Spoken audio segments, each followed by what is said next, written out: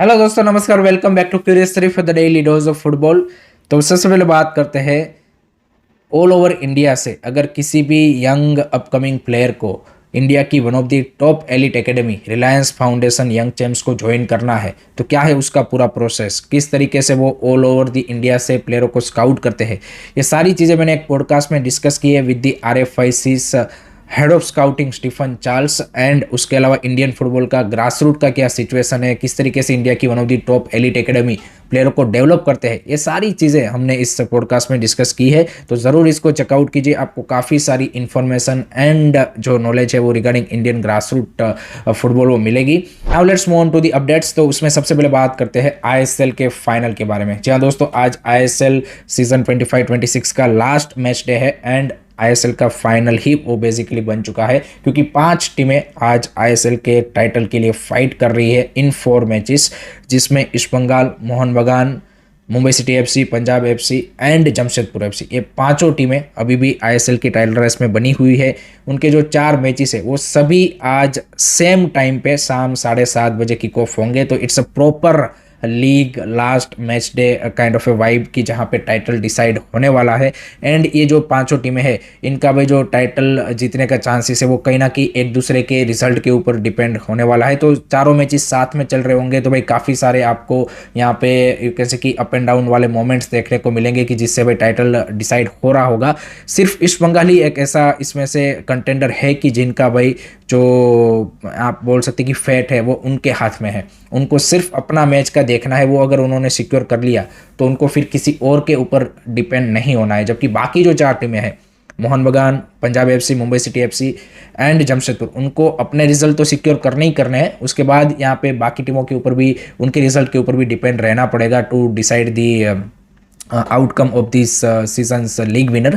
तो काफ़ी मज़ेदार यहाँ पे लास्ट मैच डे होने वाला है एंड चारों मैचेस साथ में चलेंगे। So it's gonna be a really fun to watch. Let me know guys, आप किस टीम को सपोर्ट कर रहे हो, आपका कौन फेवरेट है, आपको क्या लगता है कि कौन होगा ISL 25-26 सीजन का winner?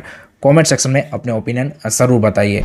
Moving on to the next update and that is regarding Indian national team. तो भाई ये जो इंडियन नेशनल टीम के हेड कोच है खालिद जमीन, रिसेंटली उन्होंने TOI को इंटरव्यू दिया है। तो उसमें उन्होंने जो टीम रीबिल्डिंग है उसके बारे में कुछ इंटरेस्टिंग कमेंट शेयर किए हैं, क्योंकि काफ़ी सारा यहाँ पे अभी डिबेट हो रहा है कि भाई अब आपको एशियन कप क्वालिफायर्स 1.5 साल बाद खेलने हैं तो आपको टीम को रिबिल्ड करना चाहिए एंड जो यंग प्लेयर उनको ज़्यादा मौका देना चाहिए था। तो खालिद जमीन ने उसमें बोला कि हम ये जो टूर्नामेंट है उसमें कोई एक्सपेरिमेंट नहीं करना चाहते थे, क्योंकि ये ट्रंकेटेड सीजन है एंड जो हमारे एक्सपीरियंस प्लेयर है वो भी अपने क्लबों के लिए रेगुलर खेल रहे हैं, लाइक संदेश सिंघान, राहुल बेके एंड एवरीवन। तो दैट्स वाई हमने यहाँ पे थोड़ा सा उसको डिले किया है एंड हम 1 गो में यहाँ पे टीम को रिबिल्ड नहीं करेंगे।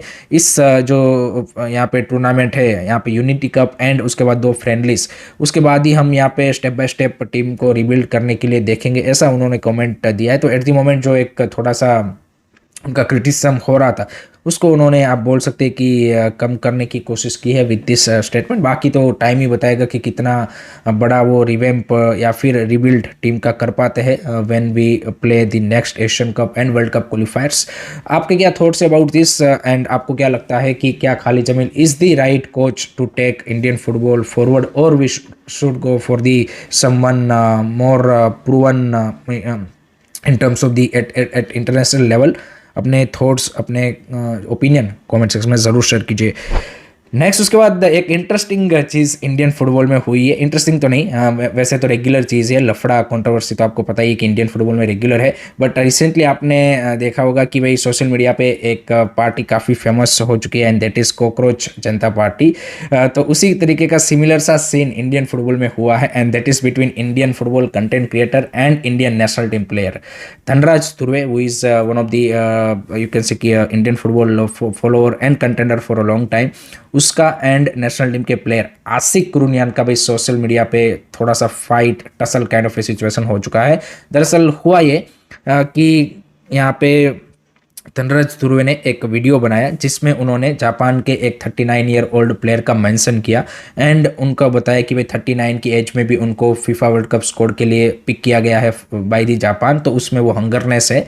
एंड उसके बाद उन्होंने कंपेयर किया इंडियन नेशनल टीम के प्लेयर संदेश सिंघान के साथ एंड उसमें उन्होंने क्लिप में दिखाया रिसेंटली संदेश सिंघान ने एफसी गोवा के लिए मोहन बगान के सामने एक जो एरर किया था कि जिसके चलते यहाँ पे उनके दोनों पैरों के बीच से बॉल निकल गई और मोहन बगान ने गोल मार दिया। तो उन्होंने एक यहाँ पे आप बोल सकते हैं कि सरकेज़म के तौर पे बोलते हुए ये बोला कि भाई ये है इंडिया का बेस्ट डिफेंडर।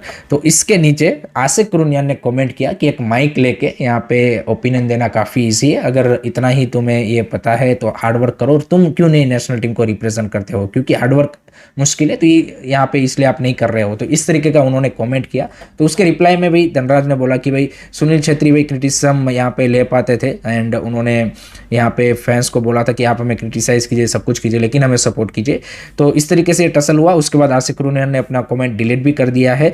बट ये मैंने जैसे इसका एग्जांपल देखी क्यों ये कॉकरोच जनता पार्टी जैसा सिमिलर है, क्योंकि वहाँ पे भी हमको पता है कि भाई सीजीआई ने बोला कि भाई अनएम्प्लॉयड लोग या फिर लोग माइक लेके या फिर जो भी उन्होंने बोला कि यहाँ पे वैसे जो यूथ है वो कॉकरोच की तरह है, तो उसके सामने भाई उन्होंने ये पार्टी लॉन्च की। तो सिमिलर सा सिचुएशन ये भी रहा कि भाई नेशनल टीम का प्लेयर बोल रहा है फैन को या फिर कंटेंट क्रिएटर को कि भाई तुम्हें अगर ऐसा ही है तो तुम ही खेल लो। एंड सामने जो कंपैरिजन भी किया गया वो भी थोड़ा सा आप बोल सकते हैं कि ज़्यादा हार्श था, because you have such a kind of a rich.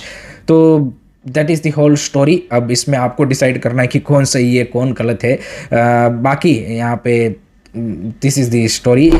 Now let's move on to the next update and that is regarding Indian senior women's team। तो भाई क्रिस्पिन छेत्री ने अपकमिंग साफ वुमेंस चैंपियनशिप जो कि 25 मई से गोवा में स्टार्ट हो रही है, उसके लिए भाई 26 मेंबर की स्क्वाड अनाउंस कर दी है। एंड उसमें सारे जो यहाँ पे आपके एशियन कप के प्लेयर है मोस्ट ऑफ दी उन्हीं प्लेयरों को उन्होंने रिपीट किया है। एंड जो मनीषा कल्याण है वो भी स्क्वाड में है, लेकिन वो यहाँ पे टूर्नामेंट के स्टार्टिंग से नहीं होगी क्योंकि जो फीफा विंडो है वो 1 जून से स्टार्ट हो रहा है। तो she will join the team when we reach into the knockout stages. तो ग्रुप स्टेजेस के मैचेस में मनीषा कल्याण नहीं होगी, बाकी सारे प्लेयर आपके मोर ऑफ ए सेम ही है। एक दो यहाँ पे आई थिंक अंडर 20 के प्लेयर भी उन्होंने शुभांगी सिंह और उनको भी प्रोबेबल में रखा है, बट फाइनल स्क्वाड में देखते हैं कि कौन कौन होता है। एंड दिस साफ championship is gonna be really challenging tournament because पिछले 2 एडिशन में हमने देखा है कि जिस तरीके से बांग्लादेश एंड नेपाल ने हमारे सामने परफॉर्मेंस पुटअप की है। सो लेट होप इस बार इंडिया में हो रहा है, so we do much more better.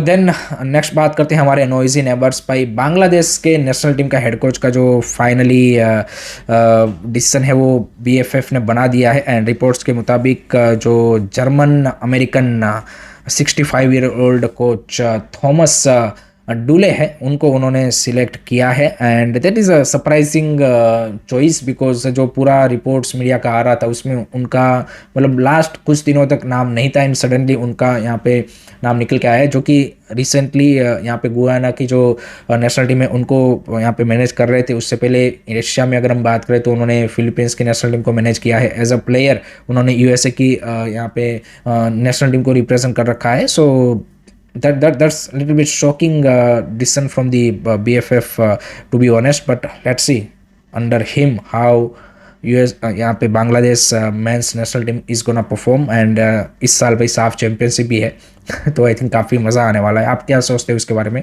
अपने थॉट्स जरूर शेयर कीजिएगा। Now let's move on to the second segment and that is FIFA world cup. तो उसमें भाई रोनाल्डो की पोर्टुगल जो है उसका भाई फाइनल स्क्वाड रोबर्टो मार्टिनेज ने अनाउंस कर दिया है। एंड उसमें सबसे एक्साइटिंग चीज़ जो मेरे को लगती है एट द मोमेंट पोर्टुगल की वो है उनकी भाई midfield. It's a crazy midfield of Bruno Fernandes, Bernardo Silva, Vitinha, Neves, they have some really top class midfielders. तो मज़ा आने वाला है। ऑब्वियसली फ्रंट लाइन में Ronaldo is gonna be the main man and honestly Portugal have a very good squad. It's all up to the coach and the team ki how they are gonna utilize this talent and the you can say कि the world class player as a team in this tournament। Then यहाँ पे Egypt की भी squad announce हो चुकी है, Switzerland ने भी अपनी स्क्वाड अनाउंस कर दी है। देन डीआर कॉन्गो का एक इशू आया है कि भाई वहाँ पे इबोला आउटब्रेक हो चुका है, तो उसके चलते उनका जो वर्ल्ड कप का यहाँ पे पूरा कैंप है उसको एट द मोमेंट उन्होंने डिले कर दिया है। तो ये सारे अभी वर्ल्ड कप के रिगार्डिंग इश्यूज़ या फिर प्रॉब्लम्स आ रहे हैं। Let's see before the tournament क्या किस तरीके से चीज़ों को मैनेज किया जाता है। Now let's move on to the last part and that is world football. तो उसमें भाई फाइनली आर्सेनल ने आफ्टर 22 ईयर प्रीमियर लीग की ट्रॉफी अपने नाम कर ली है। एंड जो गनर्स है उनका जो एक लंबा इंतज़ार था वो फाइनली अब ख़त्म हो चुका है, क्योंकि सिटी ने रिसेंटली यहाँ पे पॉइंट्स ड्रॉप किए, तो उसके चलते मिकेल आर्टेटा की टीम अब प्रीमियर लीग की विनर बन चुकी है। एंड फाइनली मिकेल आर्टेटा का जो 7-8 सालों का या फिर 5-6 सालों का जो भी यहाँ पे एक पूरा प्रोजेक्ट है वो एक फुल सर्कल पे कंप्लीट हुआ है। Because at the end of the day कोई भी प्रोजेक्ट हो, कैसा भी प्रोजेक्ट हो, when you are in a big club you need to win the trophy. So finally Arsenal wins the Premier League, and now they are gonna aim for the UEFA Champions League also in the final against PSG. On the other side, another Premier League club, Aston Villa, wins the Europa League, and Unai Emery is a king of Europa League because with 3 different clubs he won 5 Europa Leagues. That's crazy. And 3 with Sevilla, 1 with Villarreal, and now with Aston Villa. So Aston Villa को उन्होंने champions league के लिए भी qualify करवाया है. So he has been doing a fantastic job at Aston Villa. And उनके जो goalkeeper है यहाँ पे मार्टिनेस, उनका भी वही जो फाइनल खेलने का रिकॉर्ड है वो काफ़ी क्रेजी है, बिकॉज अभी तक उन्होंने 7 फाइनल खेले हैं और 7 के 7 फाइनल वो जीते हैं. सो that's also a crazy record. So that's it from my side guys regarding today's football news. I hope कि आपको वीडियो पसंद आया होगा. Keep supporting this channel. Don't forget to like, share and subscribe. Curious Sari. जय हिंद, जय भारत.